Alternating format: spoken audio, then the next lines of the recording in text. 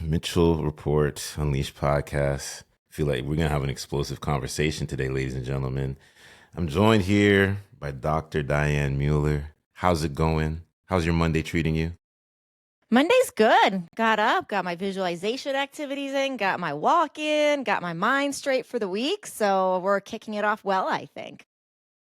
If I get it right, this is first. How they say it, the first day you start your week, or how you start your week, or something like that. You know what I mean?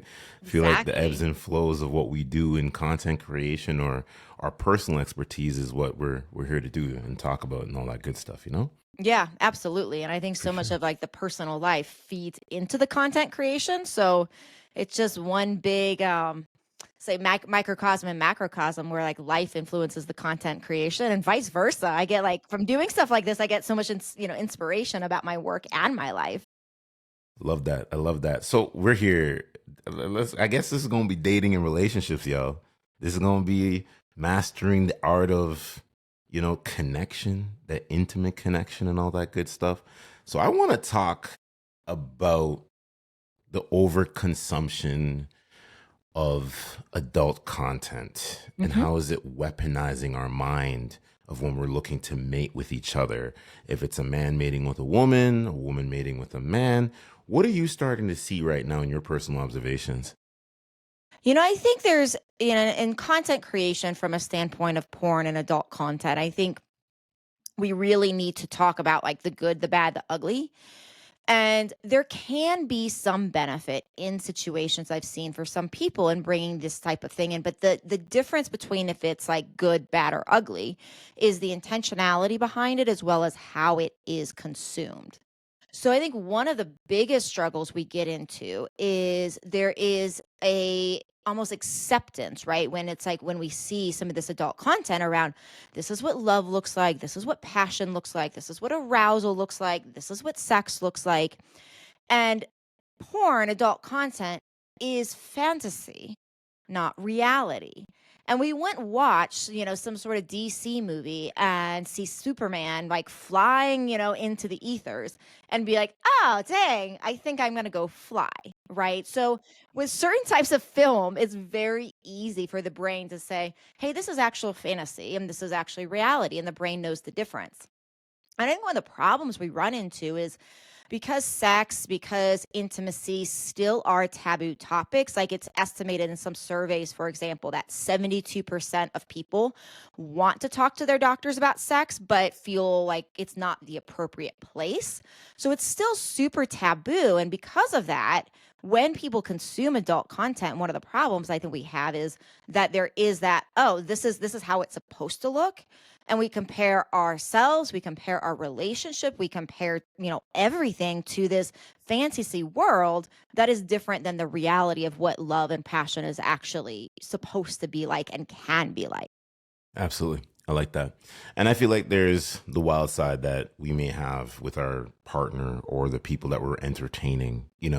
And I think that, especially with your partner, like if you're in a solidified relationship, watching the content is one thing, shooting the content is the next. I feel like it's like, maybe something like if you're traveling and it's like you may have a home video where it's just between your eyes only, and say you're going to, like, say New Mexico and another person's in Japan or something of that nature. Maybe that's something you can recalibrate back with when you don't are not together. You know what I mean? But I think what my point of view, what I see happen here is that I think a lot more men, and I really want to really focus on that. Some men think that's what it's all is when it comes to some of these ladies when you're mating with them. It's all about the pixels. It's all about what I see on the screen, OnlyFans, this and that. I can react to all this information and to the girl or whatever, and that's how things are going to look. You know what I mean?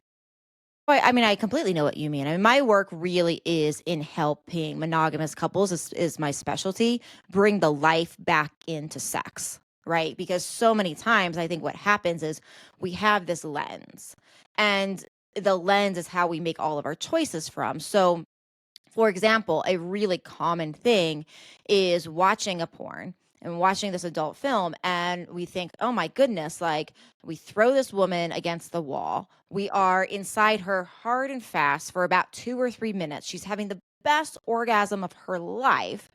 And then when we try to bring that in, when that's trying to be brought into a relationship, then it's so confusing because oftentimes then a man might think in that scenario where a woman's not responding to it, he might think she's not responsive. Like why, what is wrong with you? Women can think like, well, what is wrong with me because I'm not able to do that. So I'm broken. There's something wrong with me. I just can't even orgasm. Like these are all the kind of thoughts that can happen. And the reality is, like, when we actually look at arousal and we study the science behind arousal, one of the things we see is for men, most commonly, desire becomes before arousal. For women, arousal becomes before desire.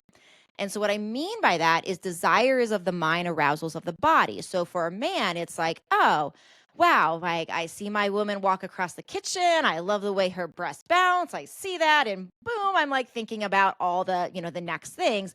And so, it's in the mind, and all of a sudden, the body responds. For women, oftentimes, like one of the classic things why couples seek me out for desire mismatch is oftentimes like for women, they're like, well, I'm not interested. Like, I don't want to do this. My libido is really low. My sex drive's really low. I'm never interested in it.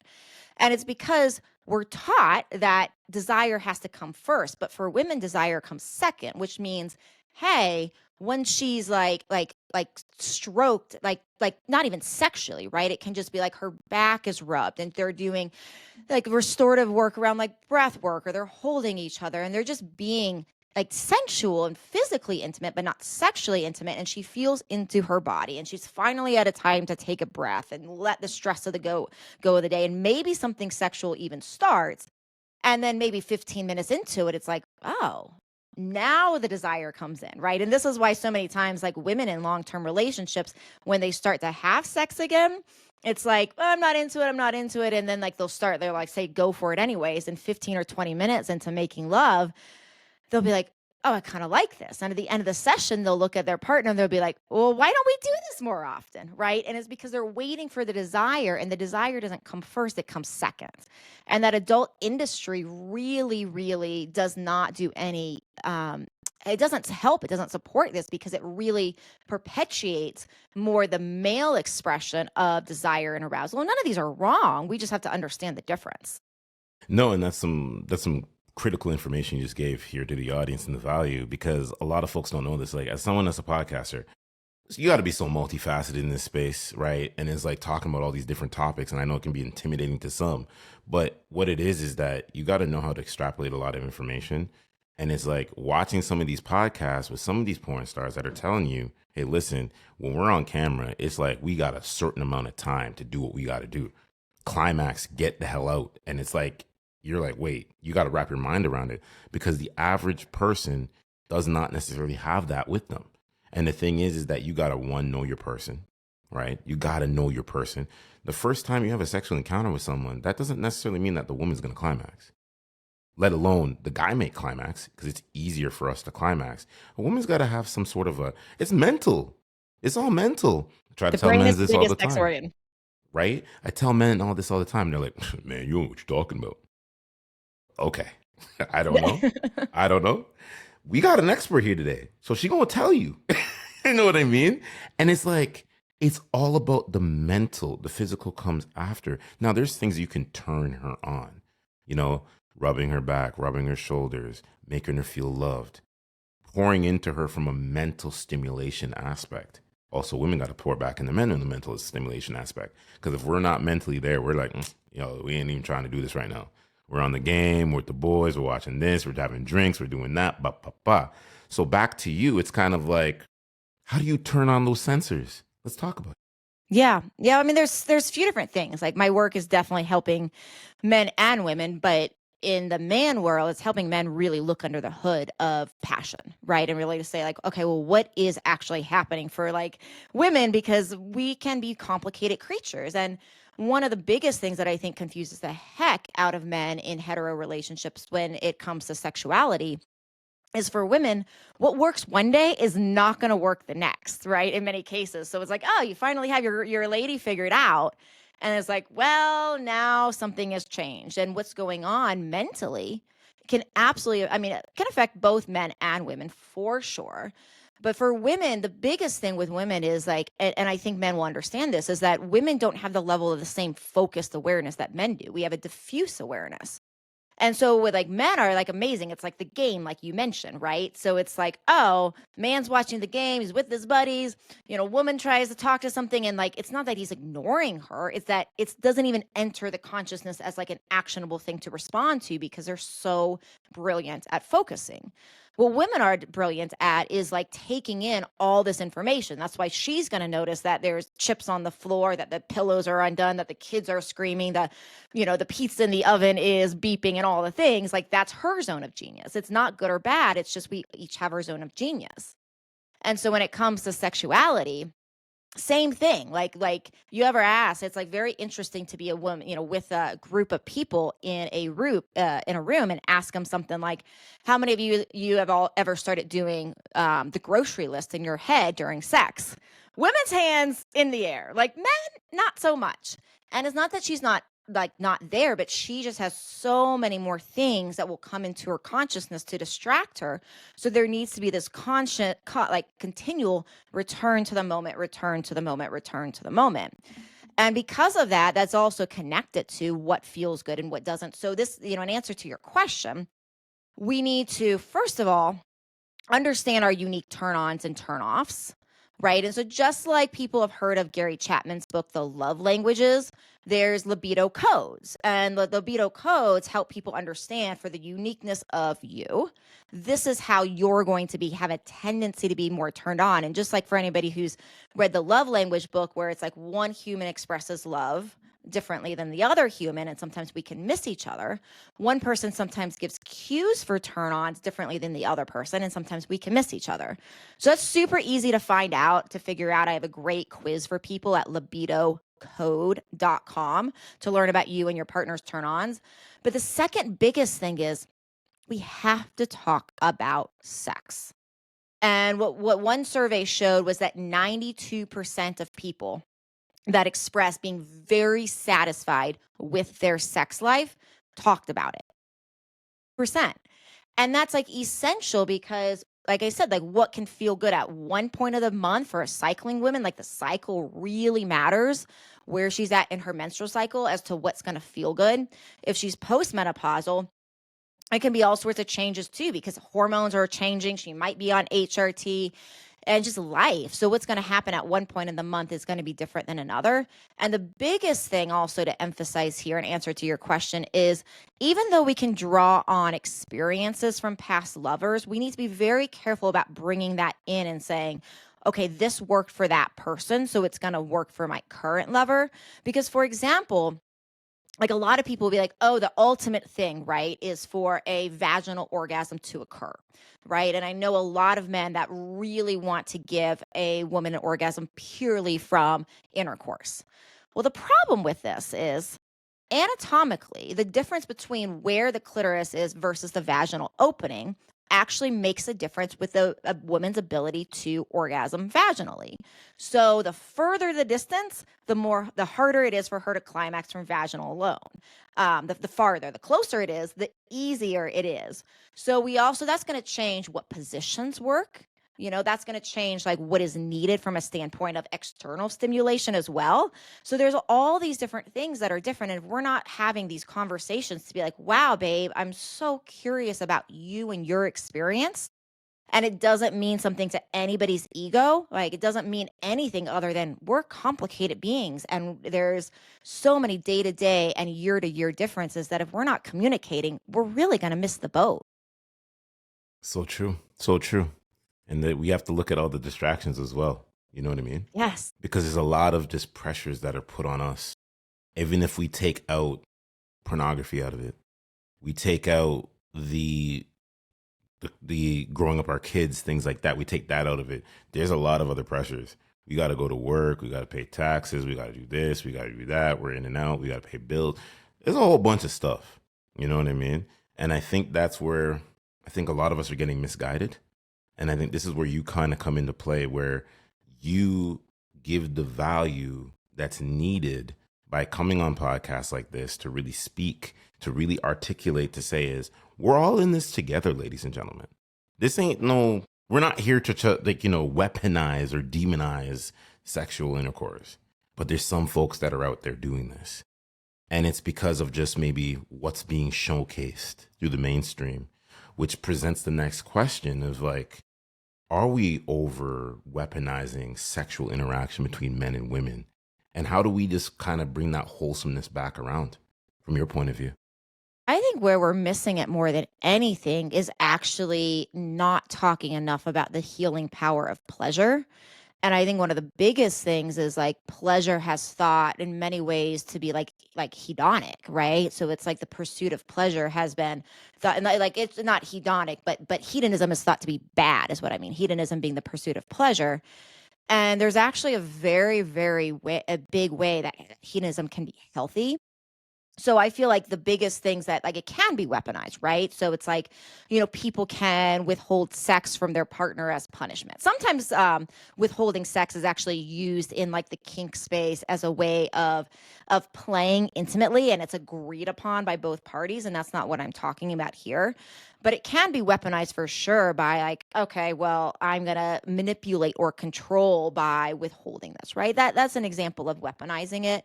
But I truly think one of the bigger problems is that for so long, pleasure has been, and this pursuit of pleasure has been like deemed selfish, deemed something that is extra, deemed something that is like not that valuable. But it's interesting because what we see, for example, when oxytocin goes up in the blood, oxytocin being our pleasure molecule, is that it drastically lowers cortisol, our stress hormone. There's so much buzz with cortisol around cortisol being tied to weight gain, tied to stress, tied to sleep problems. Like it's, cortisol's a big buzzword, right? And oxytocin, our pleasure hormone, is one of the most profound mechanisms for our body resetting cortisol. It has been shown to improve depression, shown to improve anxiety, shown to improve sleep. It's even been shown, oxytocin's been shown to build bone. So what's also interesting is you can read online about things like, oh, the 20-second hug got a big, was in the press and the media a decade or so ago. And so you can find these old articles about that because you can raise oxytocin by a hug, by a long hug. But oxytocin will be raised in the blood by about 20 to 50% with a long hug. With climax, with orgasm, oxytocin is raised in the blood 200 to 500%. It can also help to regulate our sex hormones, like things like estrogen, testosterone. So in my mind, what we're doing is we're actually looking at sex in so many ways as this thing that we leave to the last thing that's not very important, or we try to make it super important, but we don't think about all the things to do to make it a bi-directional win-win agreement for both partners in the relationship. And really seek not to bring the ego in, but to come at it from a point around like, wow, I love my partner so much and I want them to experience all this pleasure. I know how healing it's going to be. I know how good it's going to be for our relationship, and really being attuned to not to our own ego, but to how can I show up and work together? How can we both, show up and work together to be really amazing lovers? And I feel like that's one of the biggest thing that is missing, as well as like the prioritization, because so many people will tell me, well, I don't have time for this. But what answer I give to that is like one of the things I often do in early part of my work with people, which is have them list all their values top to bottom of what's most valuable in their life. Usually their partner comes up as, one of the top or one of the, close to top things. And if it doesn't, if your partner doesn't, that's a whole nother conversation. But then the other thing is you make a pie chart and you put 24 pieces of pie in, each representing an hour a day. So 6 to 9 are probably going to be dedicated to sleep. And you fill in on the average day what goes into all those hours. And it is amazing how many times when we have our value list versus our pie chart that they don't match. And so if we are saying this person is so valuable to us, but we're not finding time in our life to actually give to them, to give to the sex, to give to the relationship, the emotional, spiritual, sexual intimacy, then what do we think is going to happen? So it's really I think in some ways, like the biggest problem beyond weaponization is more around like the lack of care and the lack of attention to actually bringing this into a priority in our life, despite feeling that the top value is this person. Well said. Well said. Do you think we're not, how do I say this in a way? Do you feel like when we're in our dating and relationships, and I'm talking about the committed type of relationships, we should be scheduling times of intimacy, or should it just be like free flown? Because I feel like I hear conflicting things. A lot of our guys, like I talk to a lot of people in my network, I say, us guys talk about this, and we're like, it's a no go. But then some folks are, well, you got to schedule it into a routine. But it's like, sex shouldn't be something that you're scheduling, I think, from my point of view. But what would you say about that? So what's interesting is if you go back to the beginning stages of a relationship, when you're just meeting a partner, sex is like kind of always something in some ways that gets scheduled. And here's what I mean by that. So here's what people don't realize is in the beginning, it's like, oh, okay, we have a date on Wednesday. Maybe you've gone out a couple times. You're wondering, are we going to actually be intimate tonight? And you're kind of thinking about it. And like, okay, so people are putting effort in. They're putting on their, like, women often put on their favorite lingerie. You're like making sure you're like all ready for this. And you can wrap your mind around, like, I have to set this time aside. I'm going to put work aside. And so everybody can wrap their brain around it. Then it goes well. You're going to set another date. In your mind, it's like, well, we're probably going to have sex that night because it's been 4 days since we've seen each other and everything's hot in the new relationship energy. So, in some ways, not knowing it, you're scheduling sex over and over and over again. And then we progress enough into the relationship. People often move in together and give each other keys to apartments or houses. And, sometimes have kids, babies, they take that next step of integration. And that's actually usually when people stop scheduling it. And interesting enough, that's like in time, oftentimes when starts becoming less hot. So does everybody have to schedule it? By no means.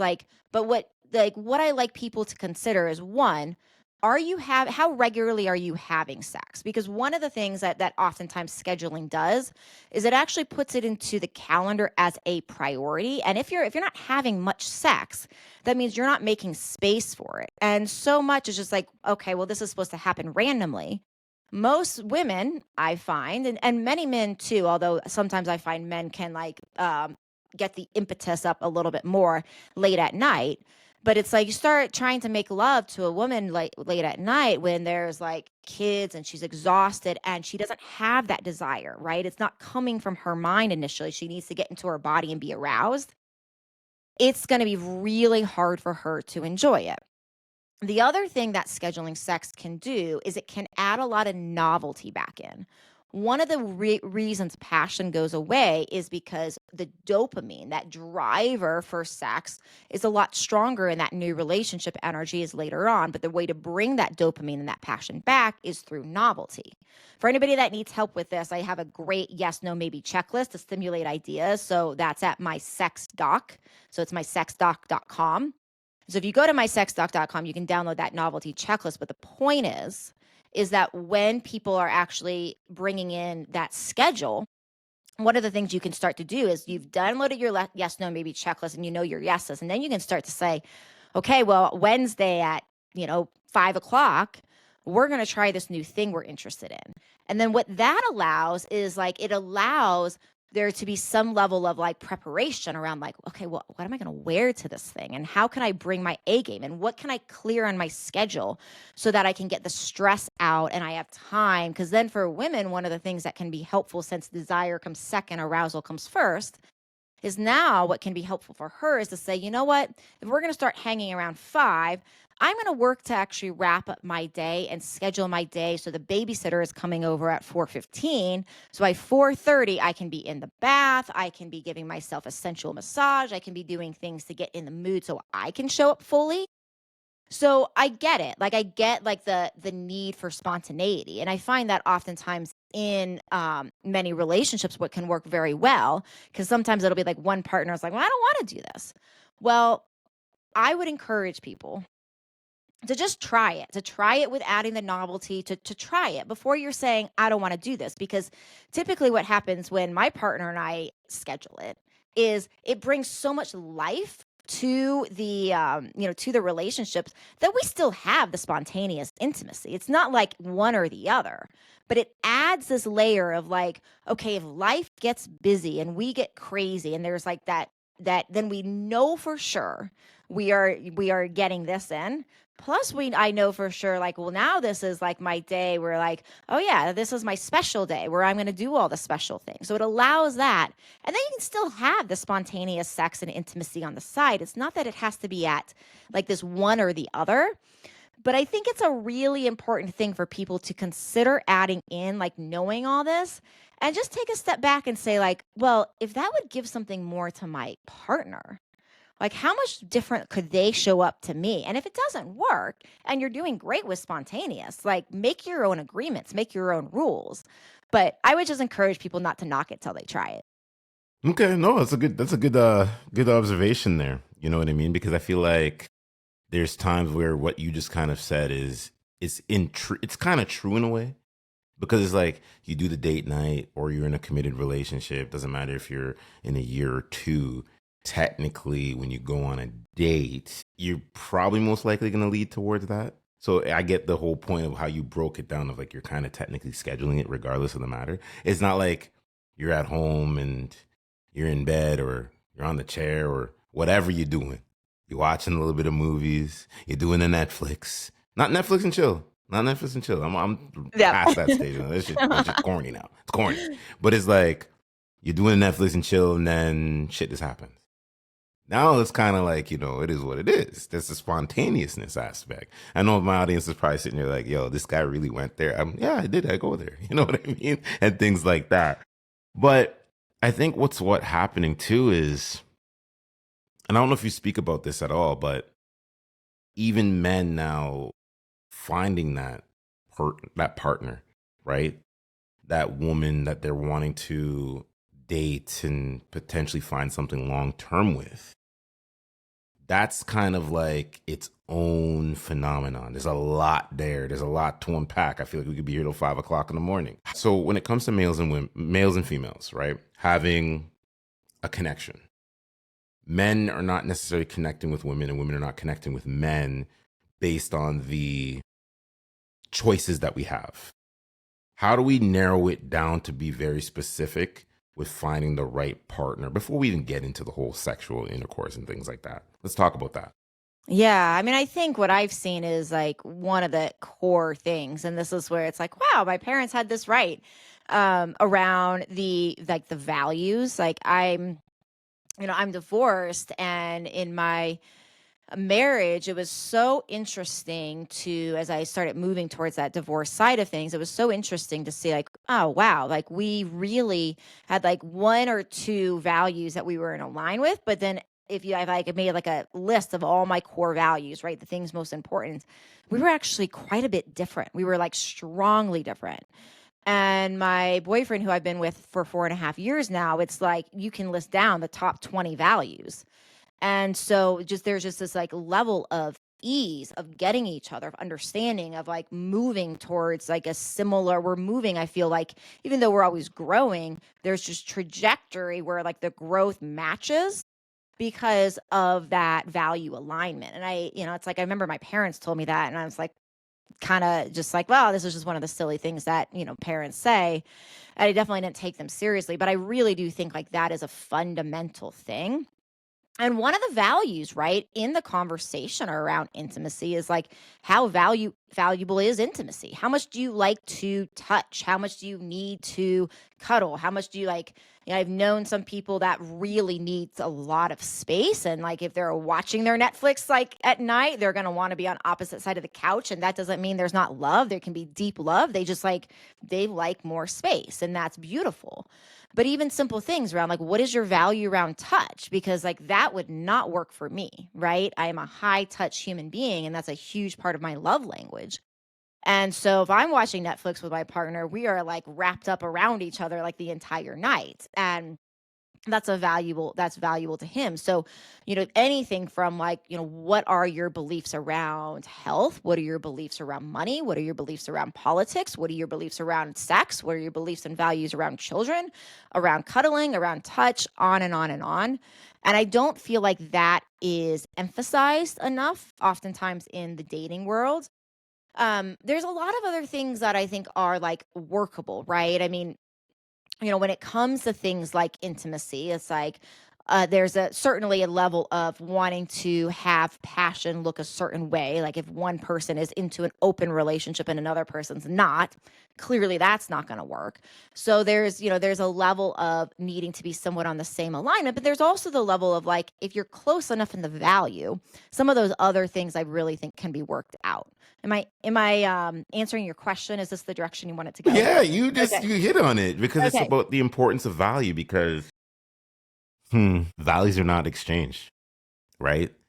And in a lot of our men groups, we're very, very secure with what it is we're doing. We're creators, photographers, videographers, whatever you're doing, right? Graphic designers, things like that. And it's the commonality thing that keeps coming up. Some of us are single, but we realize it's like rolling dice now, like you're in Vegas. It's a crapshoot on the board. You show up with a level of understanding and emotional awareness and intelligence, and it seems to be stripped away because you have a sense of purpose. So when you now have a sense of purpose, that said person that may try to get in contact with you doesn't understand you and they haven't matched that. And Right. I try to tell a lot of these guys, I'm like, listen, it's because where you're leveling up to, it must be the people that coming into your life, because I've had this happen. The people that are coming in your life haven't reached that level. They don't have that purpose. They don't have that foundation.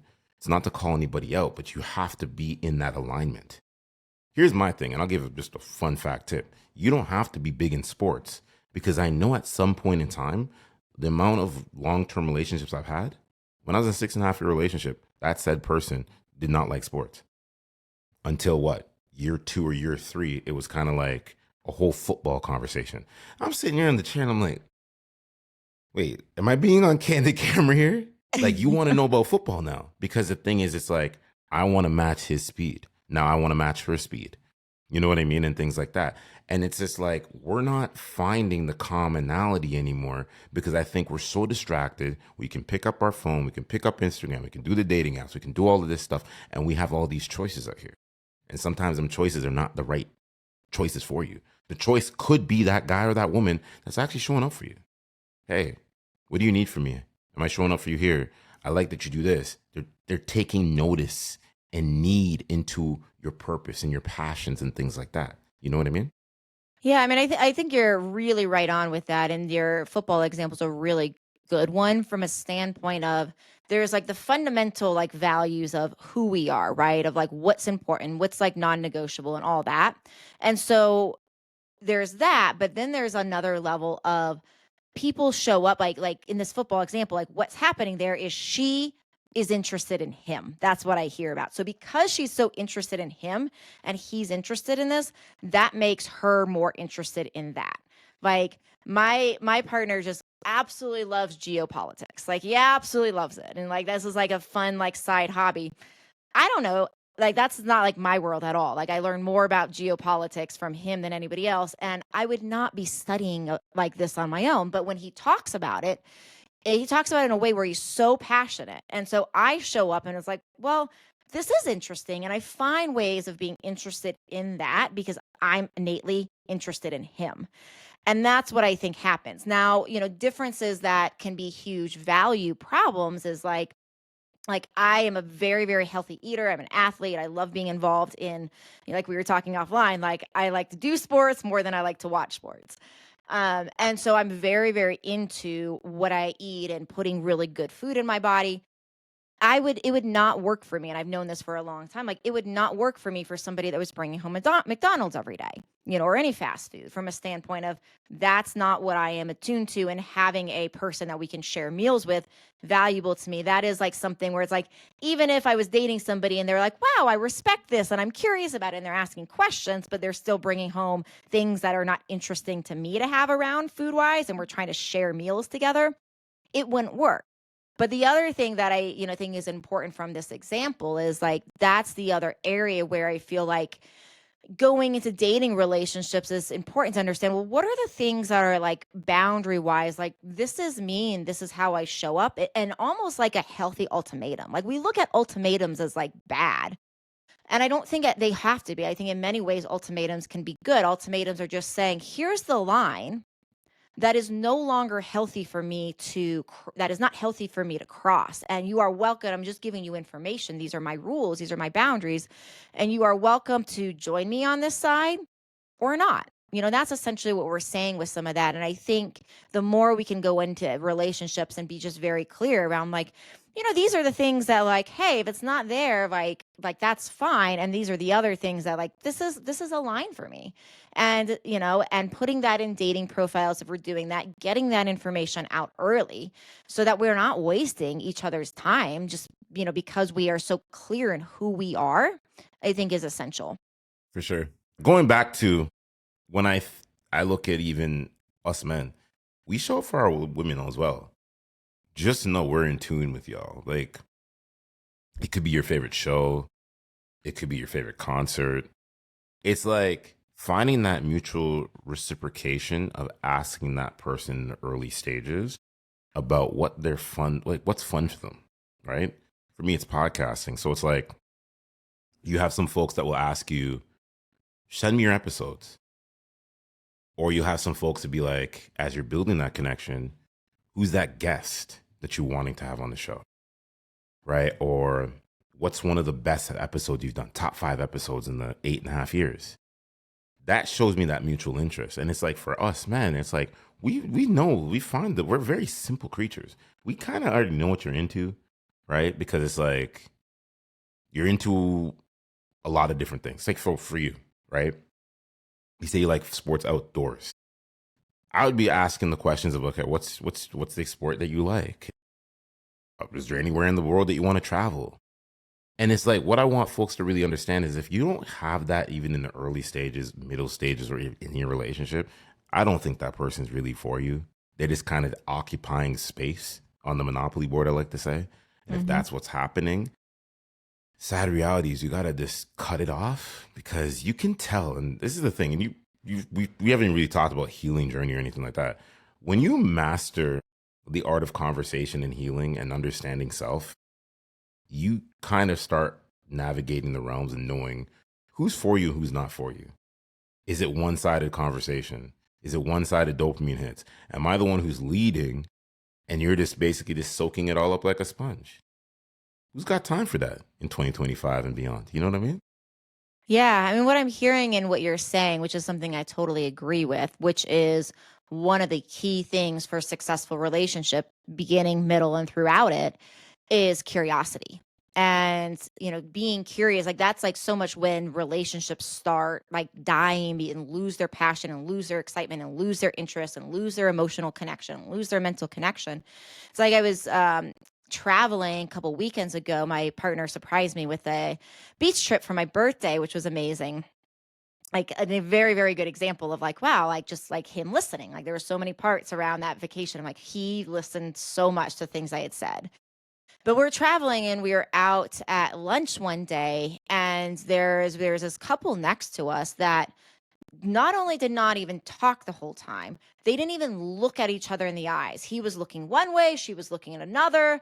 They were on their phone, they were off their phone, they were just like staring into space, missing each other.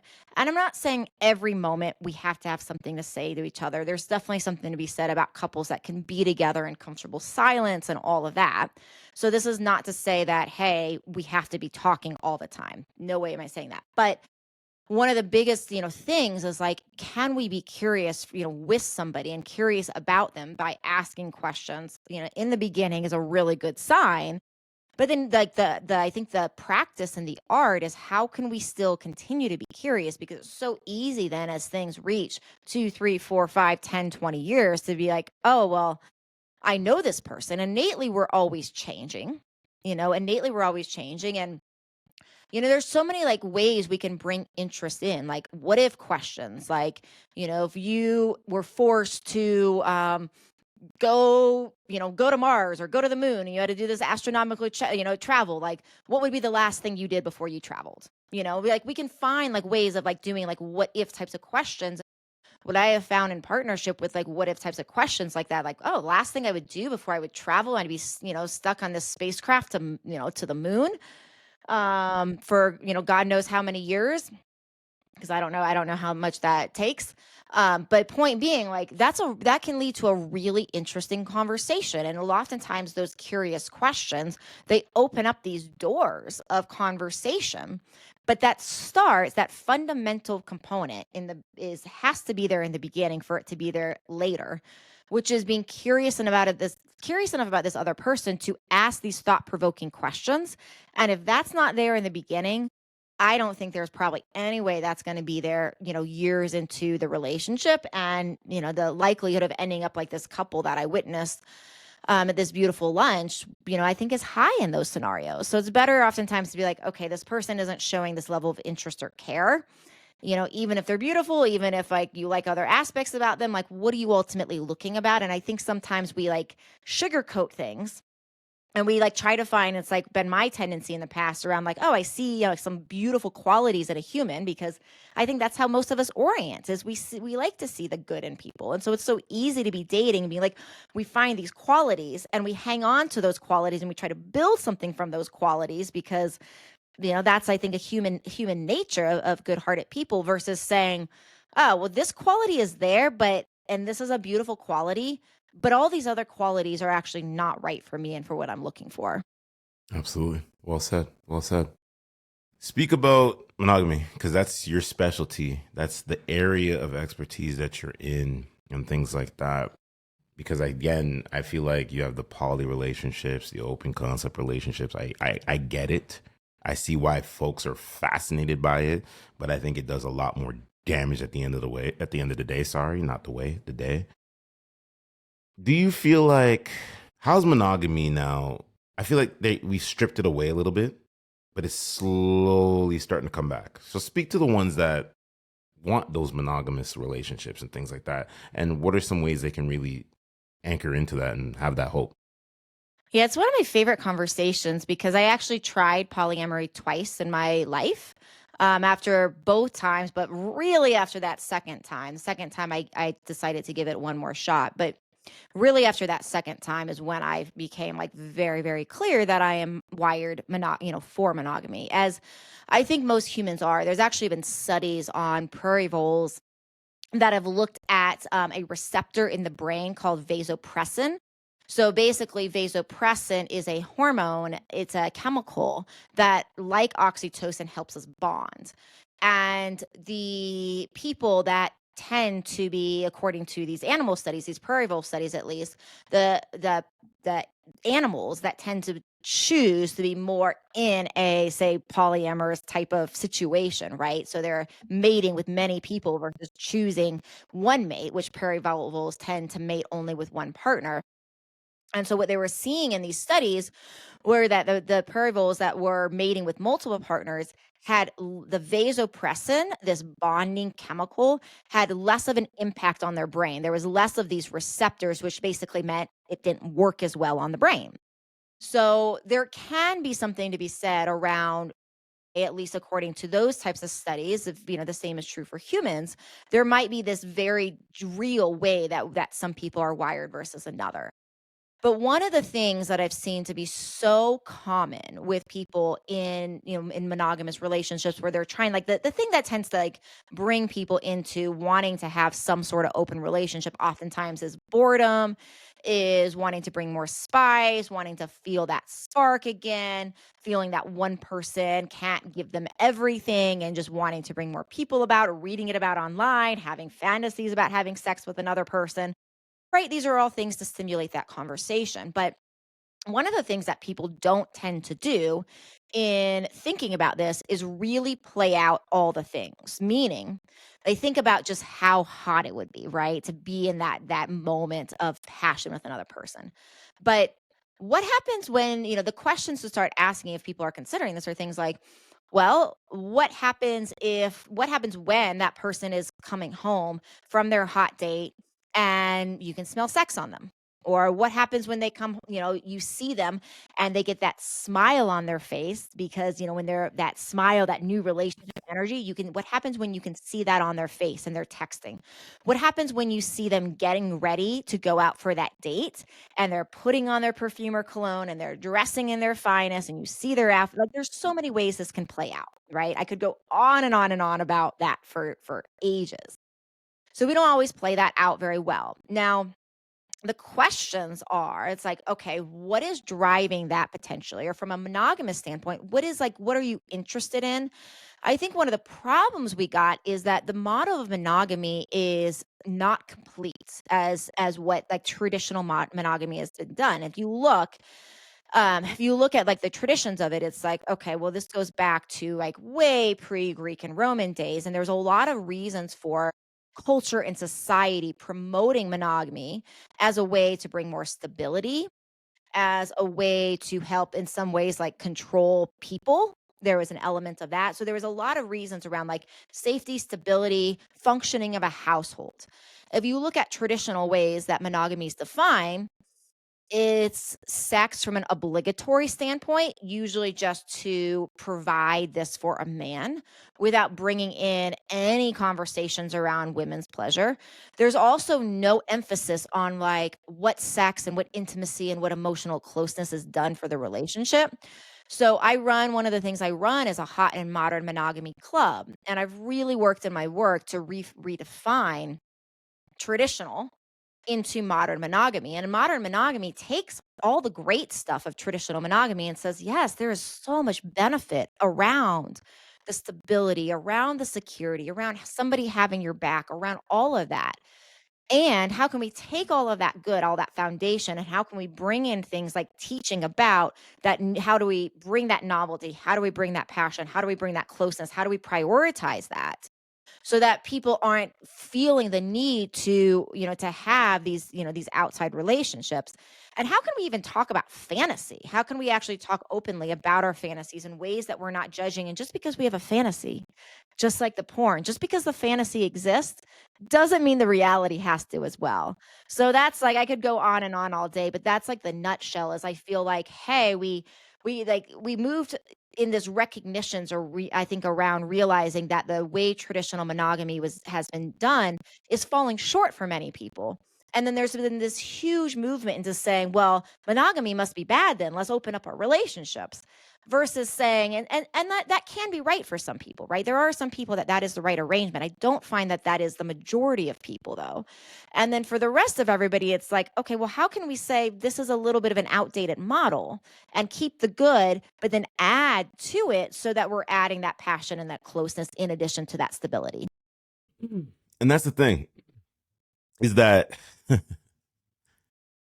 in the open relationship concept, mathematically, the way I break it down is that someone's going to get attached. It's just how it's always going to be. Someone's going to catch feelings. And when they catch feelings and you still want to keep it open, then what do? Correct. Because now you're going to have to be out here breaking hearts, right? Correct. Or that person's going to give you an ultimatum and say, well, it's either you or them, and this is not my lifestyle. And I'm going to be honest, I think even if you want to go deeper, you're going to fall for someone. We're all human. We all crave some sort of connection. Heck, if you don't want to connect with one person, maybe you're in a long-term relationship and maybe you say to your wife or whoever, let's bring someone in. Some people do that. They go on vacations. They bring that one person in and then that's it. You know what I mean? You never be seen again. I can understand that, but that may not work for everyone. And I'll say this to you, and a lot of men that kind of want to listen to conservative media, and they're pushing that, saying, oh yeah, the one relationship is not what it is, or men crave variety and like it's ice cream flavors out here. Is that true? There's some truth to it, but not all men are like that. And I'm gonna say this: not all women are gonna want to partake in an open relationship. It's just not how we're all designed to be. Because some of Agreed. us are like, hey, listen, I want me and my person. And that's it. That's it. In the bedroom, nobody else around. We shut off the blinds, we close the doors. We're here. That's the vibe for them. But when you start simply sitting here bringing in all these different energies, you're just warping everybody's mindset because folks are going to be like, well, this person has this and I want that, but I want it with this person. And then that person's got that and I want it with this person. Then you're just comparing and contrasting and you have a whole bunch of different shapes and sizes on the board and you don't know where to pick from. So it's Agreed. like what works for maybe one person ain't going to work for everyone else. So it's It's- like always maybe even looking at, even going back in the beginning of the conversation, where it's like asking those right questions. Are you into this? Because that's how you're going to be able to know. Are you into poly? Are you into an open concept? Are you into where it's open on my end, but it's closed on yours? And it's like, even that ideology, I'm kind of like, huh, wait, what? How's it open on yours, but it's closed on that other person? Like, it doesn't make any sense. It makes no sense.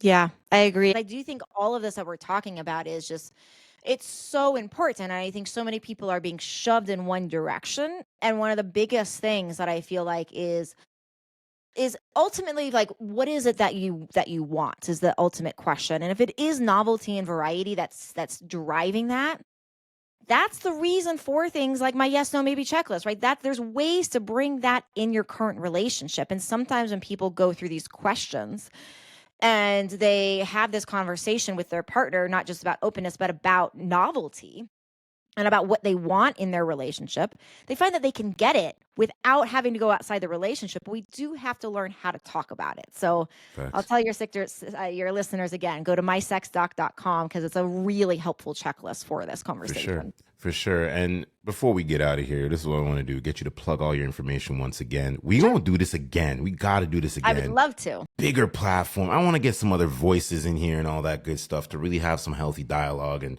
maybe some different opinions and things like that. Plug your information and kick us out and close us out. Yeah, absolutely. So again, yes, no, maybe checklist, bring more novelty back into your relationship. That's at mysexdoc.com.